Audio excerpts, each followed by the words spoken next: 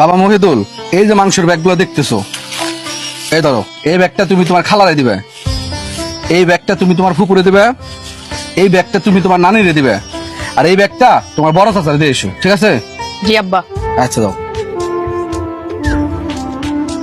কেরালিম, কোথা থেকে আসলি? মা ডাল কিনতে বাজারে পাঠাইছিল, তাই ডাল কিনে বাড়ি যাইতেছি। ডাল?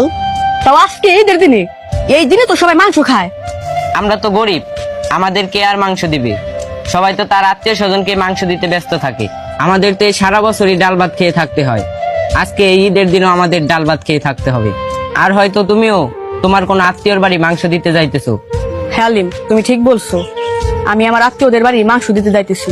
ঠিক আছে, তুমি যাও, দেরি করলে তোমার মাংস নষ্ট হয়ে যেতে পারে।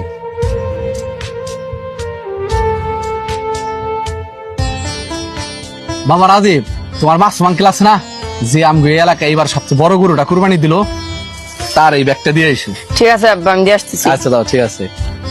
কিরে বাবা, মাংসের ব্যাগগুলো সবাই দিয়ে আইছো তো? হ্যাঁ আব্বা, সবাই দিয়ে আইছি। কি বাবা, তুমি এমন করতেছো কেন? তোমার কিছু হয়েছে? কিছু বলবো আমারে?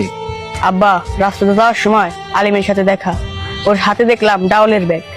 ঈদের একটা দিনেও ওরা সবাই ডাল ভাত খেয়ে থাকবে। আব্বা, আমি শুনেছিলাম কুরবানিতে গরিবদের হক থাকে, কিন্তু আমরা তো প্রতি বছর শুধু আমাদের আত্মীয়দেরই মাংস দিয়ে আসি। কুরবানি মানে হচ্ছে গরিব ও অসহায় মানুষের মধ্যে মাংস ভাগাভাগি করা। আর আব্বা, কুরবানির মাংস যেন ওই সব লোকই পায় যারা এর প্রকৃত হকদার।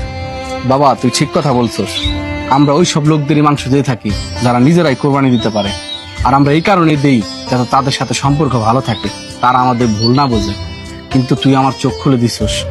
এই নে বাবা, এই মাংসের ব্যাগটা আলিমের বাসায় দিয়ে আয়। ঠিক আছে আব্বা। আচ্ছা যা। আলিম, এ আলিম, কি হয়েছে মহিদুল, তুমি ডাকতেছো কেন? এই দেখো আলিম, তোমার জন্য মাংস নিয়ে এসেছি। সত্যি তুমি আমার জন্য মাংস নিয়ে এসেছো? যেহেতু সবাই এই দিনে কুরবানির মাংস খাবে, তোমারও তো কুরবানির মাংস হক আছে, এই নাও।